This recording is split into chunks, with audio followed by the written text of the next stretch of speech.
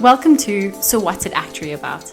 I'm your host, Margie Mchechny, and I, along with my wide array of guests, hope to help you better understand and weather the wonderful world of actuarial science. Hello, and welcome to today's episode. I am joined by Professor Sure, who is a fantastic lecturer, but also one of my colleagues here at MCT. Thank you so much for being here with us. Okay, thank you for bringing me here. And standard question, I start all my podcasts. Please tell us a bit about your academic background, how you got to where you are currently in this space. Yeah, so it's a long journey. That took me from 1986, training as a teacher for 5 years. And then, of course, from that, teaching high school, mathematics and statistics. And of course, during that time, I applied for leave to at least do my honors, then master's, then PhD in financial mathematics, actuarial science subjects, though I didn't register them with the then institute and product of actuaries, where most universities or companies said to accredit their leave. But so after my master's, then I went to become an HR at one of the universities in Zimbabwe called NUST, National University of Science and Technology, where I was teaching applied maths and actuarial science, some courses, FINICONs. There was a course called Investment and Asset Management, which I think with the time they worked. Then, of course, I moved to UKZN. Where again I was teaching statistics and actuarial science. In 2010, I came to MCT to join this section of actuarial science. And tell me, why did you choose that pathway? Going from teaching and then moving sort of into a more actuarial space. I did the opposite, actually. I'm the actuary that we did teaching, but explain to me sort of your thought pattern there. Why did you find actuarial science even interesting? Well, I think in many ways, I have always wanted to be an applied person. But you see, the reason why I didn't have it, and maybe you'll discuss that later, want to work in the industry, is the commitment, because when the government sent us to Cuba for 5 years, you had to come and work for 7 years. So even as I was ending my qualification, I could not leave because of the government contract. Sorry, speak to that. They sent you to Cuba. What is it that you did there? It was to train as a teacher for high school. So it was the equivalent of a bachelor's degree in maths, statistics, and computer science plus Okay. So that's why it took longer. Most qualifications in communist countries take about 5 years. If it's an undergrad, So then the government, it was a special government agreement, and you had to come and teach. You could not run away. So you won't even change jobs to go. So as we were doing our other degrees, and with my friends, we did not have that commitment. They would go to work for On Bishop, which was the insurance company biggest during that time in Zimbabwe. And then On Bishop, they helped them to register the subjects that we had done in the University of Zimbabwe. Okay. They get their exemptions. For me, I couldn't do that because it was costly. I was funding myself. So I said, it wasn't an easy thing to do it by yourself. So, but because I'm a teacher by profession, I see that, my life has been always fascinated with teaching. Apart from these restrictions of you can't quickly change jobs. But I enjoy my teaching. Yeah, I'm the same. Love it. Because when I started teaching, you are teaching from the equivalent of grade 8 year, which we call Form 1. Yeah. Up to Form 6, that span of, student ages. And you have to introduce yourself to their thinking age. And then you join higher education, universities, you still meet, young actors there. And, you change with the time, If you look at the students who were teaching in 1991, they are not the same as in Czech. Which is a challenge. Because you have to change your old very much so to fit into the current site. Narration. Very much so. Okay, so what was the draw specifically to actuarial science, though? Because there's lots of other applied science. Yeah. What was the draw to that in particular? To be honest, the market is always, and in Zimbabwe especially, I'll speak to it to say in Zimbabwe, the awareness to actuarial science was such that it was deemed the profession to.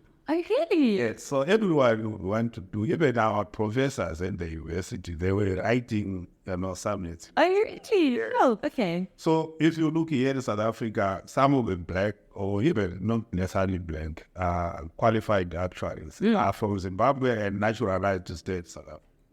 Got you. So it was quite the thing to do. Okay. So everyone wanted, but they packaged it with financial mathematics. Yeah. It's on its own, because if you do investment,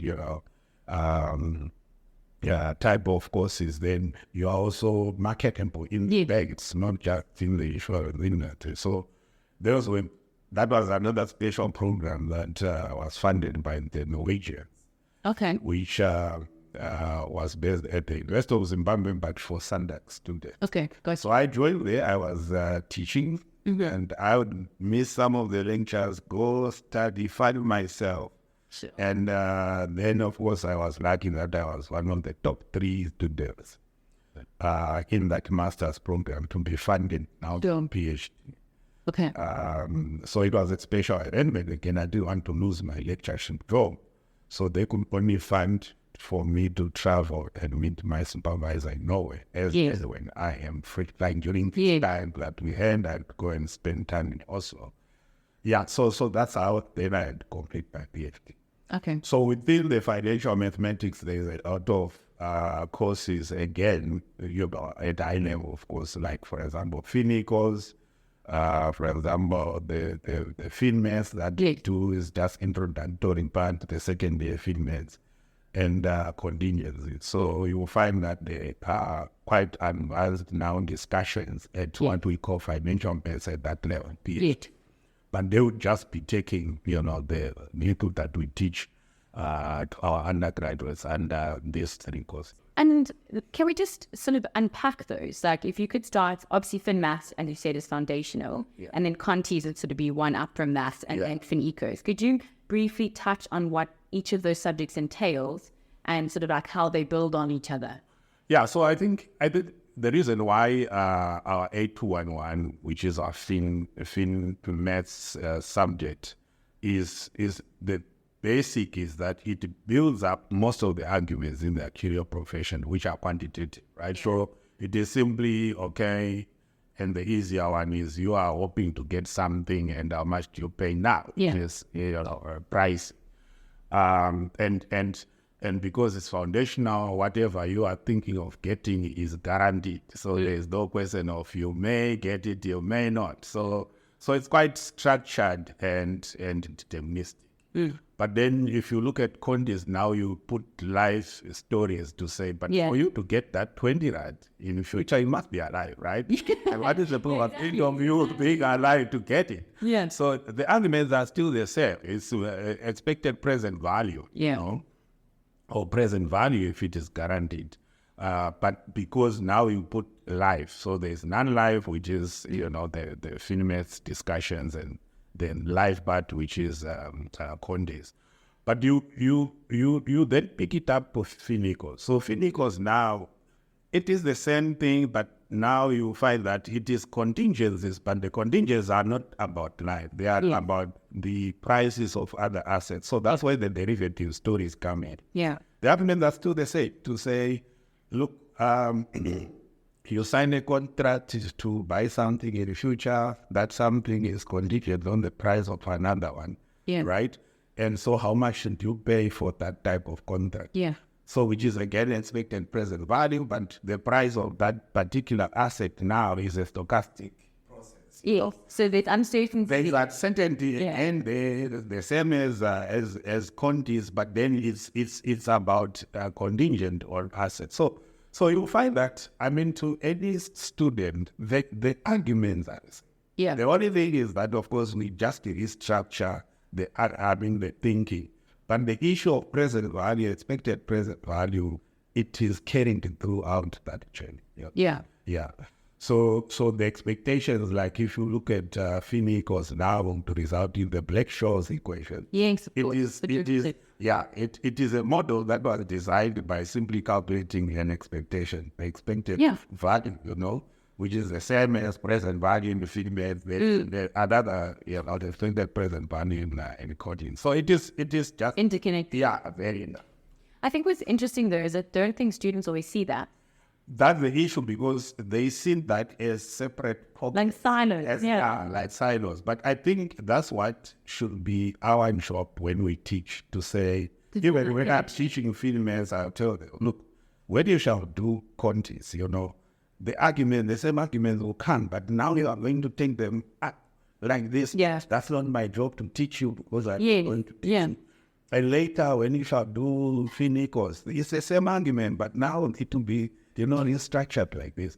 So when they teach at that level, they should be saying, there is that connection. It's not exactly one-to-one, but there are elements, arguments that you were taking from females that should be now carried over and understood as very much linked to what they will be doing. Of course, plus more things that they'll be adding, right? Yeah. I think it's the way that you frame that, I think is so useful, saying, we start with the math and we almost have certainty of cash flows, right?